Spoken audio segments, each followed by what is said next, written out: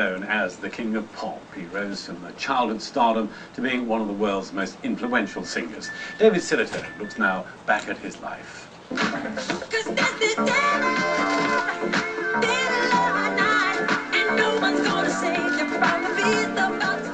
have to go back to 1982 to truly understand Michael Jackson's success. It was the year he released Thriller. It sold a record 51 million copies.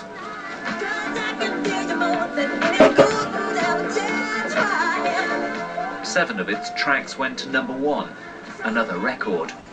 He'd come a long way in Robin.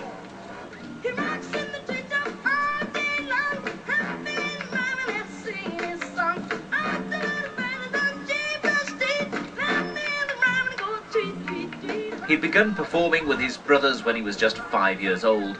They'd been brought up in the steel town of Gary, Indiana, and by the late 60s, they'd become stars. Later in his life, he described his childhood as sad and lonely and claimed his father whipped and mocked him. But it didn't stop him performing.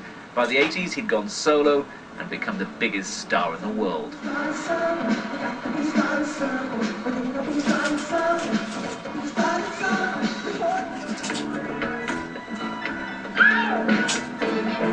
It was dance music with rock guitars, black music that white America was apt to listen to.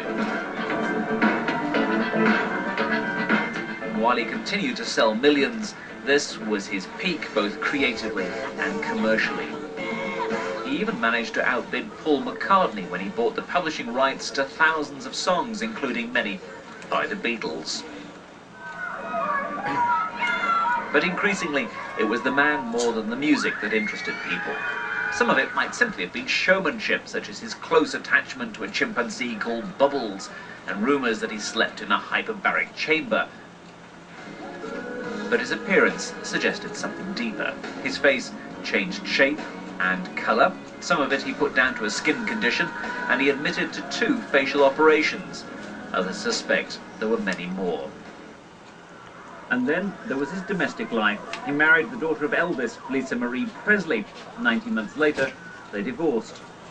His first 2 children, Prince Michael and Paris Michael, came after his marriage to Debbie Rowe, a nurse who was said to be helping him with his skin condition.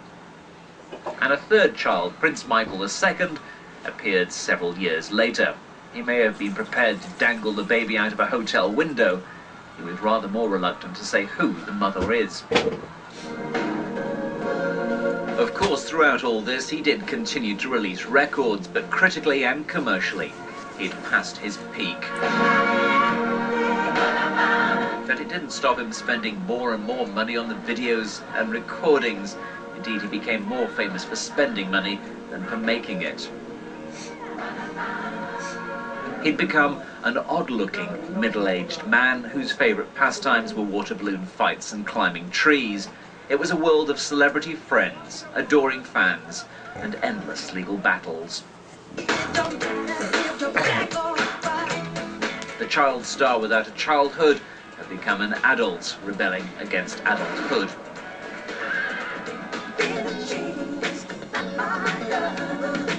But behind the scandals, the lifestyle, and the showmanship, an extraordinary career, the first black star of the MTV generation. A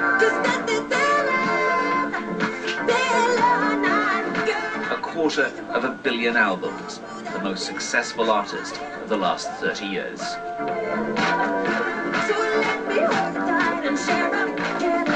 A song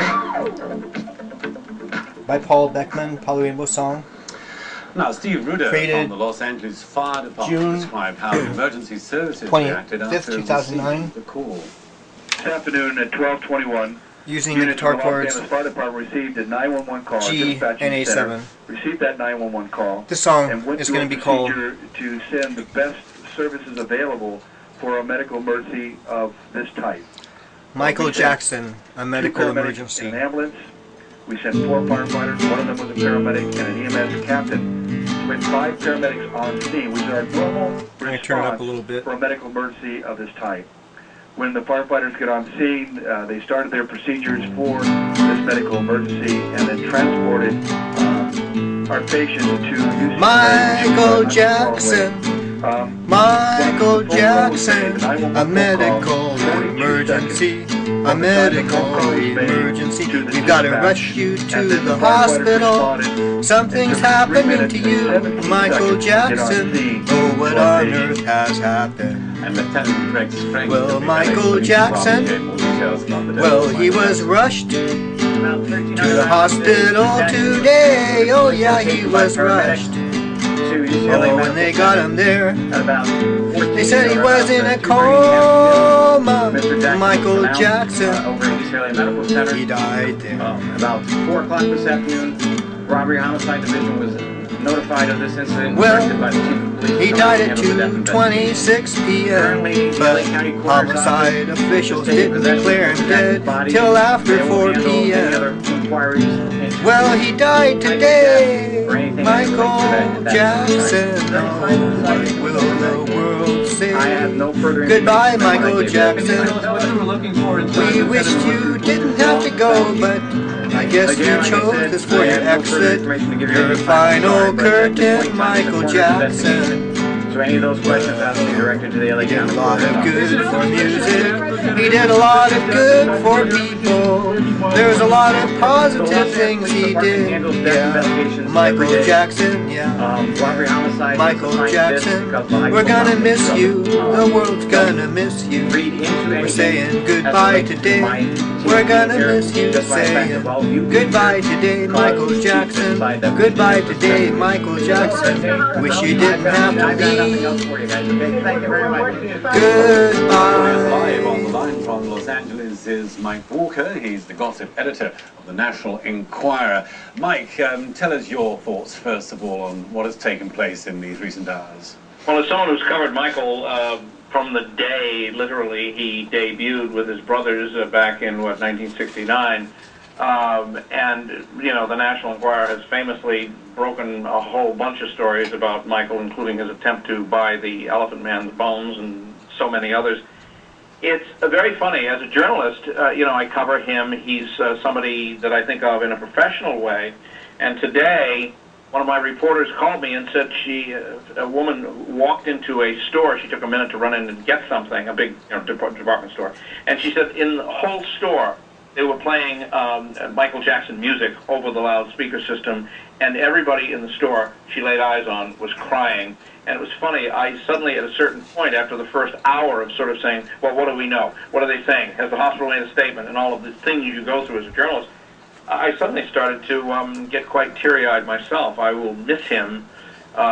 He was bigger than life, and I think the model is Elvis, and I think that's kind of how we'll remember him. I think all the bad things that happened toward the end will sort of, they'll be there, but we'll remember that genius that we all have come to love. In fact, around the world we've come to love him. That's what also struck me today. Mike, talk to us about the early days of Michael Jackson, how he got through his childhood, and what shaped him. Well, they grew up, in a small town in, I can't even think of the name of the town now, there you go, but anyway, in, Ohio, was it? Cleveland.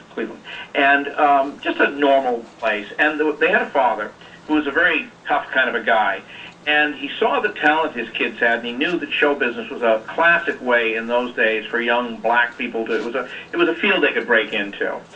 And they broke into it, and almost immediately, Michael, who was, of course, far younger than his 4 brothers, just instantly shone. I mean, they were good. They were all good, but he was brilliant.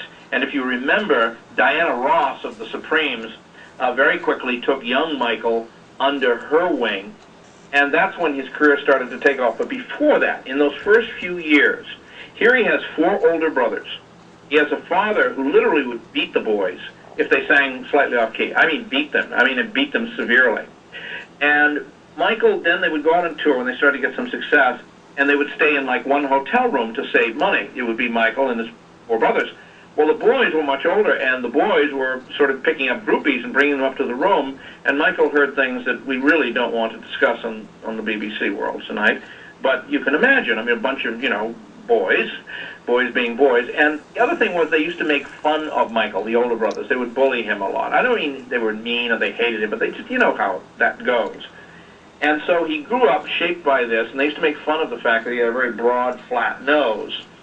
And I think that shaped so many things. Every time I look at Michael's career, I think of how he sort of rebelled against the idea of being under people's control, and the